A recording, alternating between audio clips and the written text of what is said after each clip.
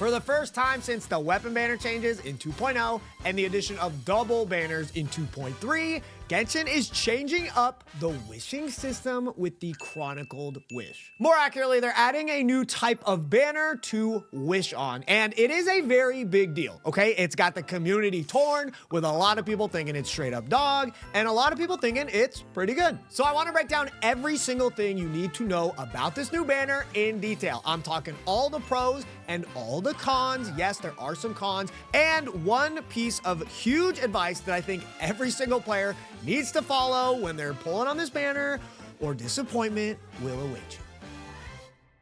So the Chronicled Wish is a banner with a cast of 6 different characters available on it, but it also has 5-star weapons on it too. Just like the weapon banner we have right now, you are able to chart a course, but with this banner, you have to chart a course towards a certain character or a certain weapon, and you have a 50% chance to get that character or weapon that you choose, and a 50% chance to lose and get one of the other ones. Now, this is huge though. If you are charting a course towards a character, let's say Eula, and you lose the 50-50, you will get a 5-star character. Could be Diluc, but it also could be Albedo. But then the next 5-star that you're gonna get will be Eula, guaranteed. And if you're charting a weapon, the same applies. All right, you're charting towards Hunter's Path, you lose the 50-50, you're gonna get a 5-star weapon. Could be Skyward Harp, could be Beacon of the Reed Sea. You'll get the fate point. Next one will be Hunter's Path. Now for a list of important fun facts about this banner that you gotta know. There are no rate up 4-star characters on this banner. So it's just like going into the standard banner where, you know, that 4-star you get could be one of the many different 4-stars in the game, or it could be one of those many 4-star weapons in the pool. This banner costs intertwined fates or primogems, okay? It does not take acquaint fates from the standard banner. Both weapons and characters have the same hard pity of 90. So soft pity starts around 75, which the normal weapon banner right now, soft pity for weapons starts at about 65, but we'll get into just why the 75 for weapons on this, totally fine. Now the duration and frequency of these Chronicled Wish banners is still up in the air. Hoyo said, and I quote, they will appear from time to time. So if I had to guess, I think we're gonna get a Chronicled Wish banner every 3 patches, and I think they will last the entire patch, but still speculation. We will see in just a couple days when we get our first Chronicled Wish in 4.5. So for a character to qualify to be put on a Chronicled Wish banner,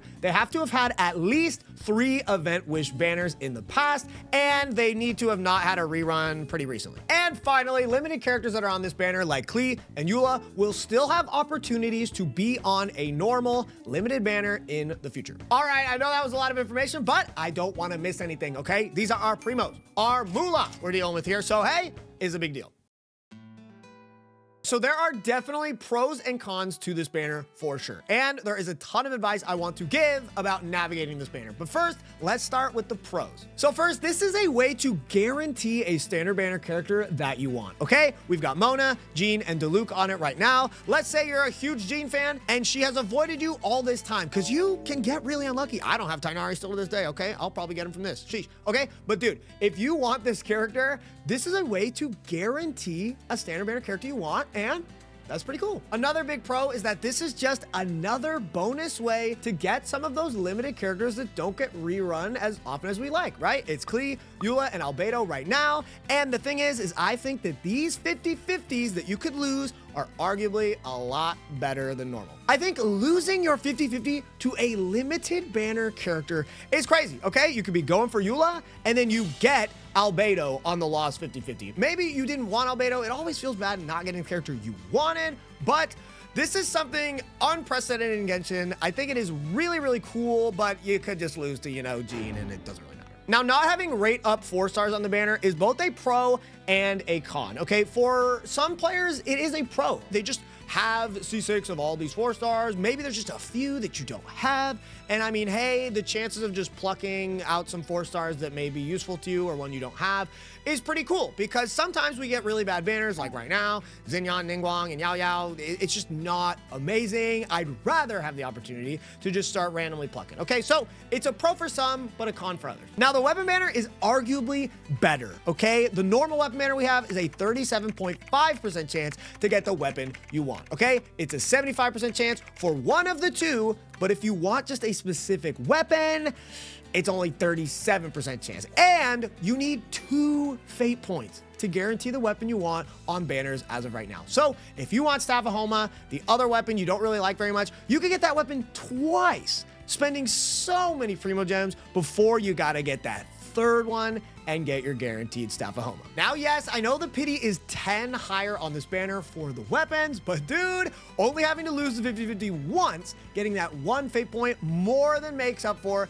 10 extra pity. The math's there, it's easy. Another pro that a lot of people are happy about is that Beacon of the Reed Sea and Hunter's Path are back. These were Dia and Tighnari's signature weapons that literally have never been seen again since they were introduced on, you know, Dia and Tighnari's banners, because they went to the standard banner in the future. So everyone's happy that they're back. Very cool. Going off of that, some of the 50-50s you can lose on the weapon banner are pretty sick, okay? You could be charting for Hunter's Path. You either get it, or you could get Beacon of the Reed Sea, Song of Broken Pines, or even some of the really good standard weapons like Skyward Harp or Wolf's Gravestone. This banner, I would say, flat out benefits any player that is smart and calculated with their pulls, and they can get a ton of value out of this. But now for the cons, let's get the obvious one out of the way. Fate points suck, plain and simple. You're charting for Eula, you go up to the 50-50, you lose, get to Luke, and you can't close it out. You can't get enough pulls. To get that Eula by the end of this banner, you effectively wasted a bunch of pulls. Because of that fate point not crossing over, being able to choose a guaranteed character, the next time you go into the banner, you can chart, go up to 50, and lose again, effectively losing 2 times in a row. Terrible. This is why I say you need to be smart about this banner. Now, another con to some is that there are no rate up 4 stars. I said that I, would rather go picking and choosing through the standard banner, test my luck, but that is not the case for a lot of players. A lot of players will wait until there's a banner with a 5-star that they want, but with good 4 stars, especially some of the most meta 4 stars in the game. Xiangling, Xingqiu, Bennett, Sucrose, Kuki, you know them, you love them, all right? You cannot get an enhanced chance for those characters on this banner, and that might feel bad spending primos for some people. Now, some people could argue that the weapon banner portion of the Chronicled Wish is worse than really good weapon banners. Let me explain. If you took one of the best weapon banners we've ever had, Staff of Homa and Aqua Simulacra, okay? These are 2 banger weapons, right? So you have a 75% chance to get a good weapon, right? While on this banner, you have a 50% chance to effectively get the one you want, so a good one, and a 50% chance to lose. So if you are flexible, yes, a banner with 2 great weapons is pretty good, but still, if you want that one specific weapon, let's say you only want Staff of Homa, you could get 2 Aqua Simulacras before you get the Homa, and that just feels bad. So in some cases, yes, you can say that this banner is worse than a really good weapon banner if you're flexible, but dudes, this banner is way better than a bad weapon banner, okay? I'm talking Jade Cutter and Kokomi's Donut, all right? You could get 2 donuts before you get Jade Cutter. It's stuff like that for banners like that. I think that this one is definitely on top.